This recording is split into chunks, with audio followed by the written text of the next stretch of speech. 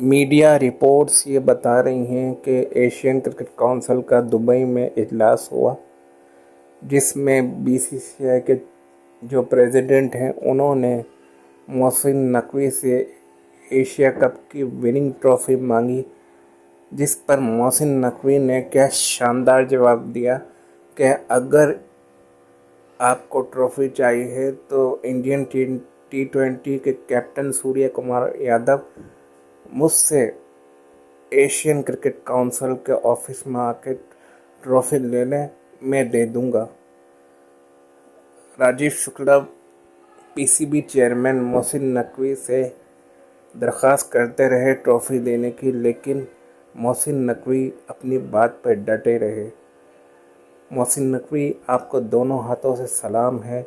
India को उसकी औकात याद दिला दी, उसको घुटनों पे आपने ला दिया।